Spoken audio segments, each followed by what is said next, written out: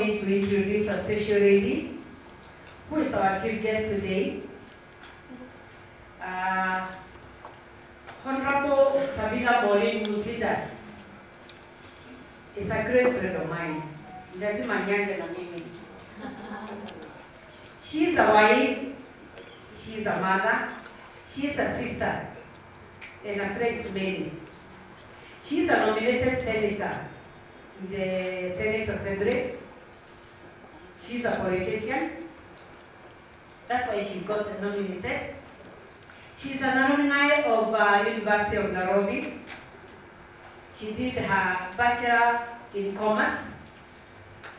She went ahead from the same institution, did her Master's in Business Administration. She went ahead, ladies in this room her papers. She did her PhD in Business Administration. Professor, next year is another lady with great papers. Mheshimiwa Tabitha is a business person. She deals with eco-friendly environmental bags made from cassava. I'm sure she will tell us about it. She is also a resident of Nairobi. Nikiomba tusimame, tumkaribishe our chief guest today for her to make her keynote speech. Tusimame tumkaribishe. Kindly welcome. Tupige makofi ya kikubwa. Karibu sana mheshimiwa. Karibu sana mheshimiwa. Karibu sana mheshimiwa. Happy International Women's Day to mheshimiwa. Let's be seated as she gives us her keynote speech. Thank you, Senator.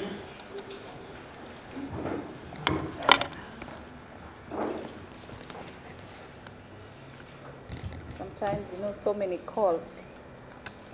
Sorry. Good morning. Good morning. Happy Women's Day. Happy Women's Day. Mnajivunia kuwa wamama? Yes. Oh, wonderful. Yes. I'm happy to be here this particular wonderful day that God has given us. It's indeed a great day. I've actually had like 2 interviews in the morning when I started my day. And one thing that I will emphasize is that when God created you as a woman, He did not do a mistake. You have a purpose. Yeah. And together we shall fulfill the purpose. God bless you. I want to take this opportunity to thank the President, Ambassador Esther Warinda, for this great invite. I'm honored to be here. I'm happy to be here with the founder of Ready Sun, Nirmal, governance expert, Professor Fred, and also Mr. Niti, the director, Shan Women, my fellow women, the media team, Asanteni Sana. I'm happy to be here today. Thank you, I'm honored and I'm humbled. Again, let me say, distinguished guests, ladies and gentlemen, today, the 8th, marks the International Women's Day, celebrating the social, economic, cultural, political achievements of women and the girl child as a whole. I'm really honored, I'm humbled to stand in your presence here today as one of your guests to the Public Service Governance. Asanteni. Thank you. We know good governance in public sector, as explained by the United Development Program, bears the principles developed for the implementation of good governance, and it includes participation, the rule of law, transparency, equality, accountability, among others. In Kenya, the public service governance as an institution has gone a long way, and I say a long way, to demonstrate what an open, effective, and accountable institution can do to make a real difference for its citizens, and economy by not only auditing the efficiency of good governance, but also guiding and supporting the capacity of other state institutions in bolstering and their responsiveness to their citizens' need. We laud the effort put in place by the leadership of the Public Service Governance Board in Kenya to make sure that the true test of good institutional governance, which delivers on the promise of human rights, cultural, economic, and political rights, has been met. The theme of today's celebration is digital innovation and technology for gender equality, which truly has the potential to open new avenues and opportunities for women by providing them with a greater access to education, employment, and entrepreneurship. On this note, I want to state that His Excellency Dr. William Samoei Ruto at KICC last week actually supported women through ensuring that the Women Fund has been increased for our women. I want also to echo the sentiments of the ambassador in regards to the positions. In our manifesto as Kenya Kwanza, we signed a charter that 50% positions will go to the women in the Kenya Kwanza government. And I want to appreciate the ambassador because they've been able to note and acknowledge that the government has been able to prioritize and give women different positions in the different government sectors, and more positions will be coming. And I want to support and urge that the women who have been given the opportunity to be in leadership to be the role models of the younger generations, the face of the African woman, because already they have the platform that the government has been able to actually offer, something that we are very proud of. This is aligned with this year's commission, that is the digital and innovation, on the status of the women, that is the CSW 67, which means innovation and technology goes beyond acknowledging and raising awareness of the existing gap, but also making sure that women concerns and experiences are equally integrated in the design of innovation solutions. The question we should all ask ourselves is, what are we doing to promote the gender equality? And ladies and gentlemen, we need to promote women representation in the elective leadership and other decision making. And I want to challenge the women leaders that in the near future, we have a platform to take the position of being, of having the first woman president in this country. Number two,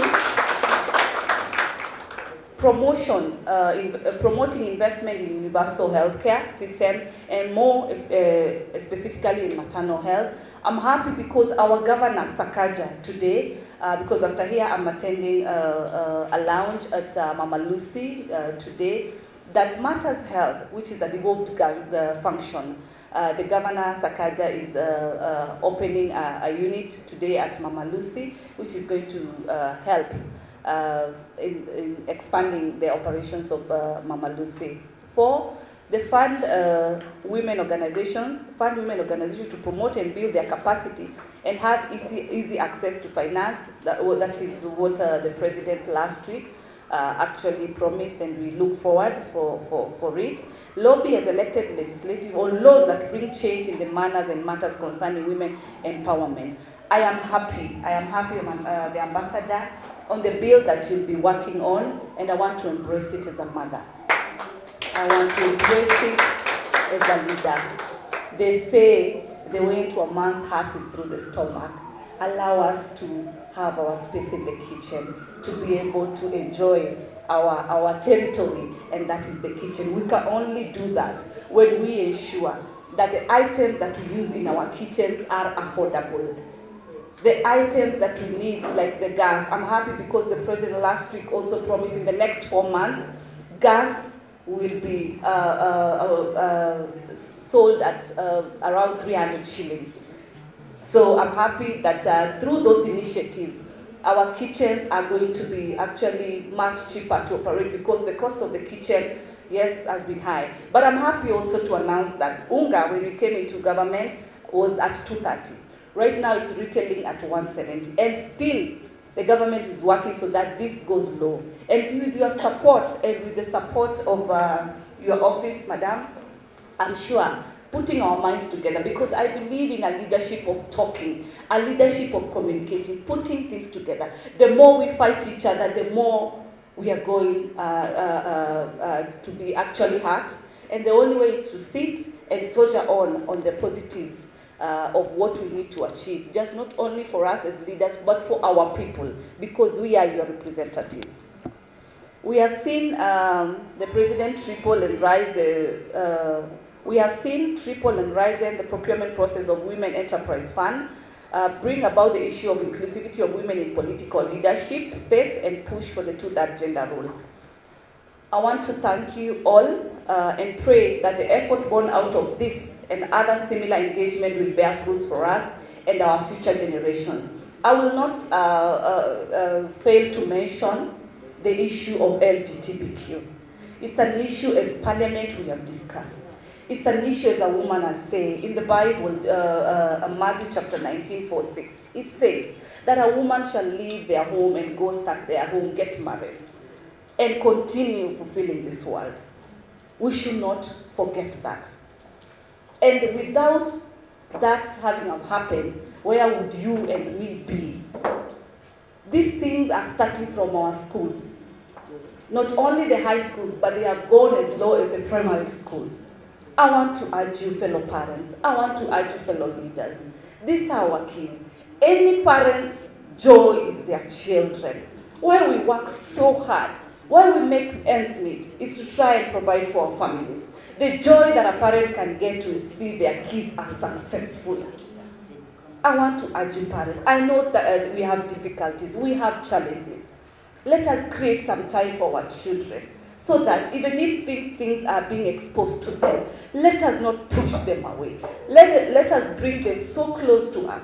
Let us love our children no matter what. Let us give them the motherly, the fatherly, parental, guardian love no matter what, so that they can be able to connect with us. If we do not do that, they will connect with the wrong people. Hence the results, hence the discussion that we are having today. I'm happy because this Parliament, we've come together and we are soldiering to going back to Supreme Court for them to overturn that particular ruling.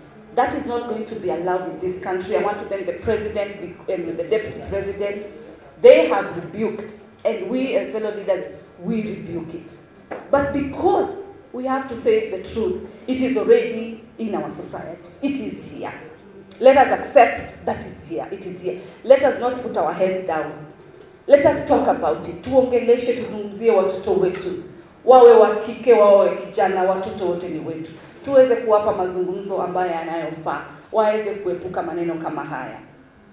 And I urge fellow women, let us embrace our culture as African women. Last week we had an opportunity as members of Parliament to do the African attire, a representation of the African woman.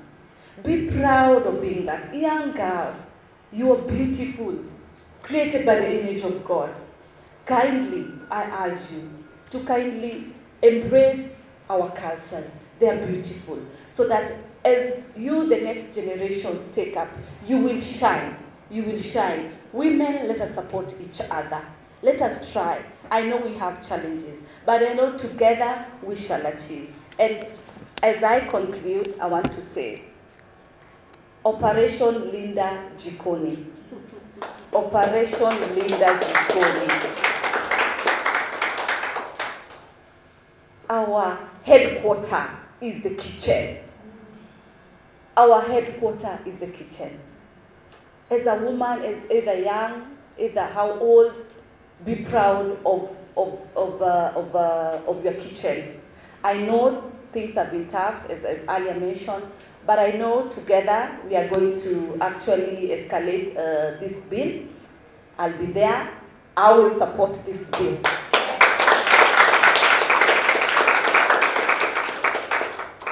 Kwa hayo mengi na machache, mimi nataka kusema jambo moja. As a woman, just appreciate that you are a woman. Earn the God-given titles for free, that you do not need to go to a shop and purchase being a wife. You don't need to go and purchase being a mother. You don't need to go and purchase being an auntie, a niece, a cousin. These titles for women were God-given. Be the good auntie you can be. Be the good mother you can be. Be the good sister you can be for today and moving forward. Try na ujipende wewe mwenyewe leo kabla unungunike ya kwamba mwanaume aja ku appreciate, lakini hata wewe mama leo jipende na tufanye the opposite way. Shukuru ndugu yako, shukuru baba mzazi, shukuru mzee kama yuko, shukuru ndugu yako. And also at the working space, colleagues appreciate each other for this particular day. Let it not be like women, we are always fighting. Like, what have you done for me? What is there for me? Let us do it differently and just appreciate ourselves and the fact that the other male gender has been able to appreciate us. Their Father's Day is coming. Men, we appreciate you so much. I respect you. I always say, mwanaume ndio kichwa, mwanamke ndio shingo. Tuwapatie, let us respect our men. Let us be able to know how to do our communication with our men. And through that, we'll have a beautiful space for us being women. Kwa hayo mengi na machache, God bless you and provide to you according to your needs. Thank you so much.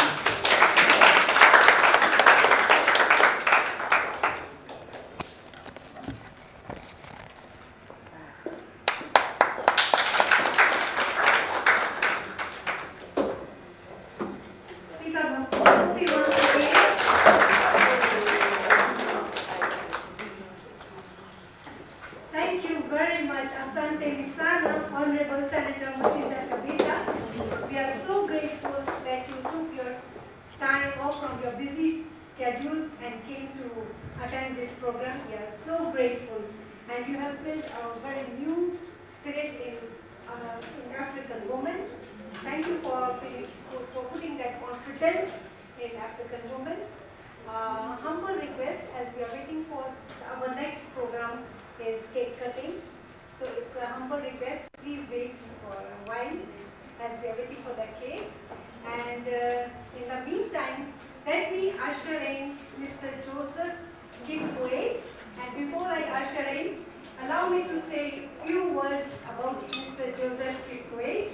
He is a communication and media expert who rose through various ranks in that sector to become the Director of Information at Kenya News Agency. He has many years' experience, and today he will be talking to us on how the media can contribute in reducing the cost of doing businesses and many other, among other things that he is going to talk about today. Please welcome Mr. Joseph Kipwait.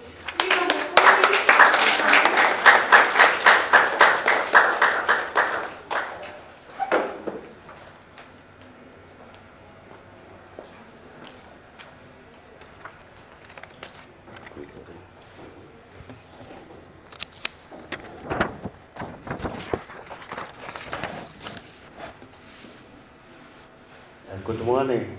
Good morning. Yeah, my name is Joseph Kipwait, as it has been said. I started my career as information officer in Kabarnet. Then I went to Narok, transferred as district information officer, back to Kabarnet as district information officer, then bureau chief, Baringo, and Samburu. I've also worked in Eastern as provincial information officer, Kenya News Agency, Minister of Energy and Petroleum as communication officer and the National Treasury, and back again to Minister of Information as Director of Information, Kenya News Agency. So my topic is milestones in media towards innovation and technology for gender equality. So I'll approach it in just 4 areas. I was given 10 minutes. One, helping women to set up and scale up technology startups. I can say the theme for this year's International Women's Day, being observed today, is Digital Innovation and Technology for Gender Equality. So in the African continent, the technology space continued to attract massive funding from both overseas and local investors. Women are therefore playing with half of the team, and therefore the media need to collectively pull together to bring more women on board. So that means there are more women still outside there. So as media practitioners, you need to encourage more to come on board in this area. So one of the main barriers preventing female startup founders from accessing resources from overseas investors is the confidence gap between male and female founders. A 2021 study by World Bank's Gender and Innovation Lab and Brighter Bridges found that female startup founders were shy or less confident about pitching their startups to investors. This is in spite of the fact that female founders were more educated than their male counterparts and have the same level of industry experience, if not more, as the male counterparts, as the male founders. So even if you are in your village, you can charge in terms of technology, in terms of education. So you can see even the young girls, they are repeating today the boy giant. So they are really coming up. So how do we close this gap? Two things. First, the media must push for more international investors and funds that will specifically support female-founded African startups. So the 2021 African Tech Venture Capital Report by Partech shows that Africa attracted 1,149 unique investors in the African technology industry. Last year, a MasterCard Foundation supported early-stage, medium and small-scale enterprises, particularly those led by young women. We need more similar funds launched in 2023 to support women in the African technology sector. So the second strategy is to bridge the confidence gap between female and male founders and build the confidence of female founders by mentoring and supporting them to pitch to investors and give them candid feedback to help them improve. So the media should also encourage male investors and founders to invest in African female startup founders, since the union between enlightened African men and brave African women will change the world. So my second area, short, gender socialization and the role of technology in promoting women's rights. I've got 4 points. Women empowerment and equal treatment of women, with men change how women are viewed in society. Women are therefore vulnerable everywhere, and their well-being in the society ought to be respected. In a thriving community, the presence of women is valued. 2, the use of human-centered design in technology places the people, especially women, at the core of the design process, ensuring technology is developed with the end user in mind. Human-centered design begins by understanding the needs, aspirations, and challenges of the target audience. In the current digital era, technology plays a crucial role in promoting the empowerment and the rights of women. However, for technology to effectively serve its purpose, it must be designed with the end user in mind, the women and the men in the society. I'm trying to bring out this issue of gender equality. So the use of technology in Kenya is therefore growing tremendously. It is providing comprehensive content and personalized information to the users. Human-centered design can play a crucial role in addressing gender-based violence, GBV. By engaging more with GBV survivors, Kenyans and others globally can therefore develop technology solutions that provide support and resources to survivors and facilitate the reporting and response to GBV incidents. So the third area is enabling greater gender inclusiveness in governance institutions and processes. So eradicating poverty will result in reduced gender disparities. So it calls for efforts to replace poverty with sustainable growth and social justice. At the same time, the media should be the forefront in promoting gender equality by calling for sustainability, productivity, empowerment, cooperation, security, and development of human capacities from early childhood through investment in better healthcare and education. At the same time, public institutions should provide services that advance human rights equally.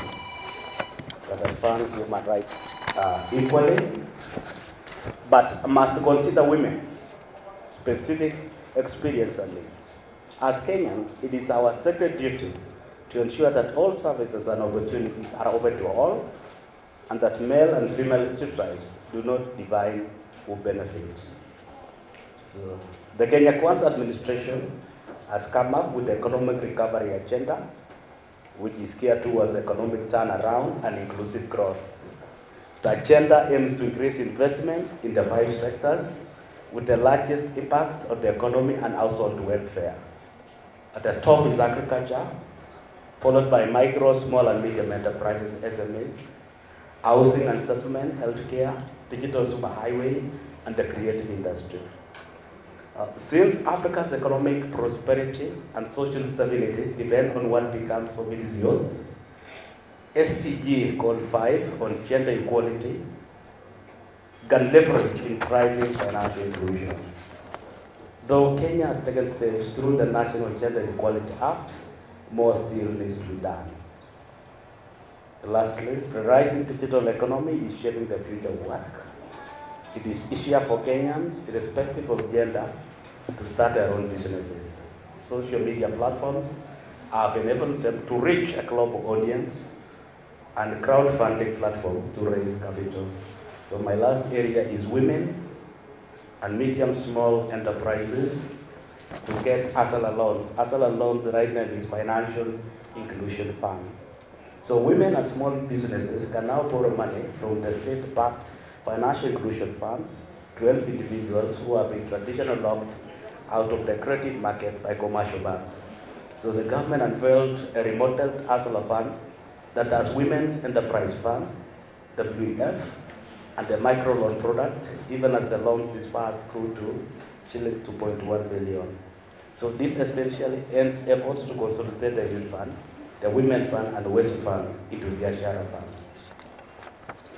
So the new Women Enterprise Fund being processed through the digital platform being promoted by the media is efficient, as it reduces the current loan processing time from 45 days to instant access. So the product targets both individuals and groups doing business in the informal sector, with the government first launching the individual microfinance loan products for lending between shillings 10,000 and shillings 200,000. So these loans, which are cheaper compared to others in the financial market, will be charged at an interest rate of 7%, which will be calculated on a pro rata or daily basis.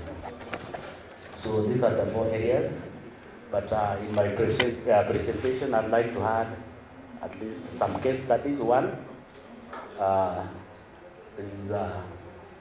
this is Women's International Day. So an area also I'll look at is the contributions of women in California state to the kitchen. So through what I've read, young women are now joining agriculture in the state of California.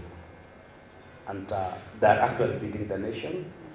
And California is the richest state in the United States. If you take it as a country, it will be the 6th strongest economy in the world. So those women in California have engaged in agriculture, especially the younger ones. They have formed the crops, they are growing crops.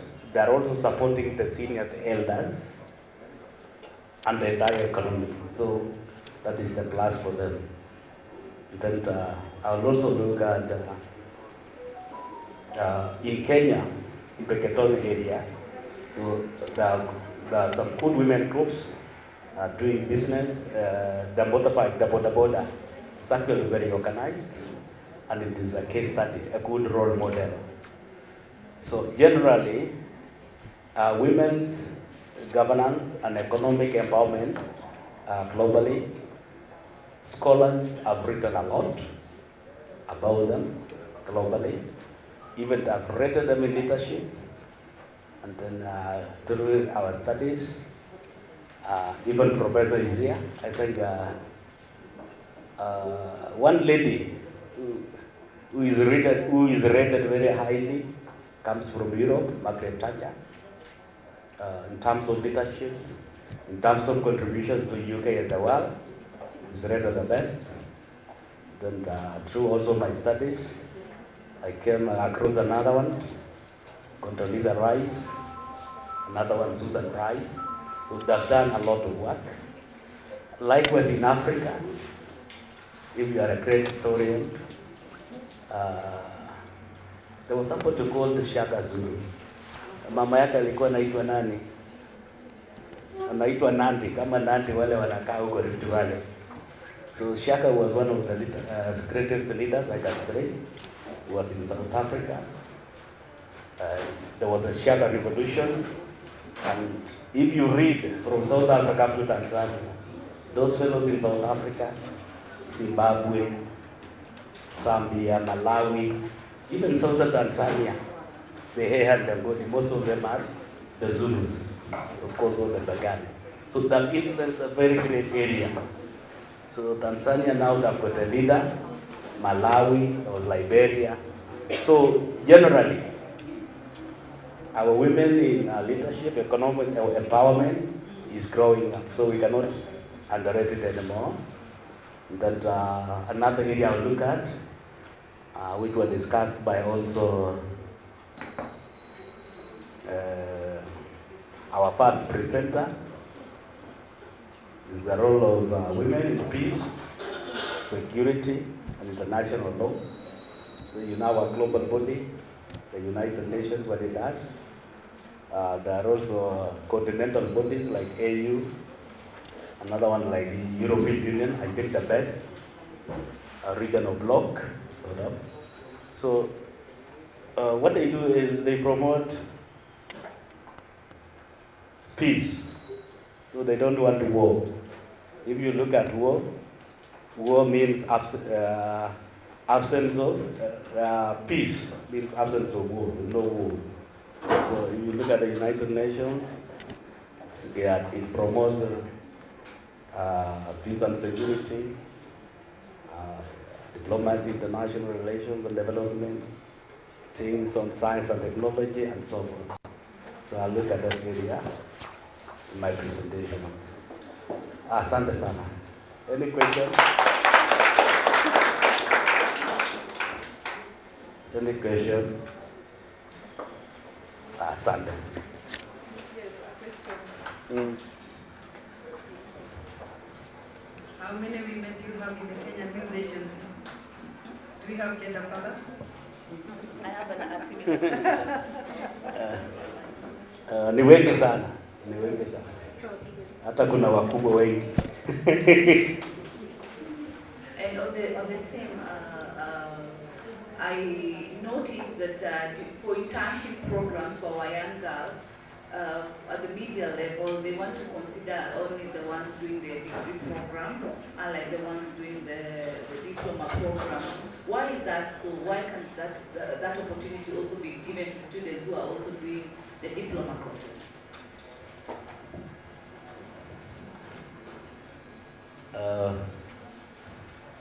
Internship program is done by Public Service Commission. It is beyond us. Yeah. So what we do is we offer attachment, whether certificate, whether diploma, whether degree, we give them attachment. All schools, irrespective of private or government.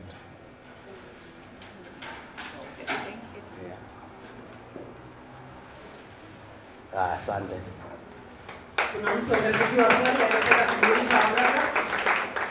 Thank you so much, Joseph. For those people who do not know, Joseph is a nun and a had and a rank in PhD. Within the shortest notice when you call Joseph, you always have an answer for us. When we need the media for disseminating any information, Joseph will always give us. So a huge clap for our brother Joseph. Senator had whispered to the President yes that she has an event to attend. We want her to grace this occasion of the cake cutting for the PSG. But before that, Ambassador Estawarega, you had requested that whether it's in order, Senator Mutida can be given an honorary possession after the PSG. Simameni mkiwa wengi.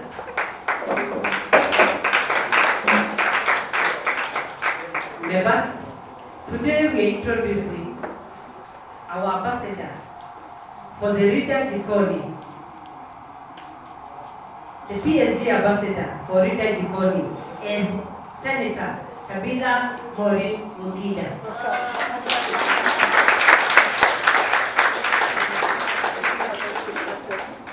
I'm talking to the persons coming with our certificates, and they are saying they are just around the corner. But I think for the protocol purposes, we can deliver the certificate for the membership card and the search for the ambassador later. Is it in order, Senator? You can just check out for the ID card. True. As we cut the cake, I'll give the mic to ambassador for one. Meanwhile, my sister from the other mother, Vanessa, kindly organize for the cake. 1 minute for ambassador.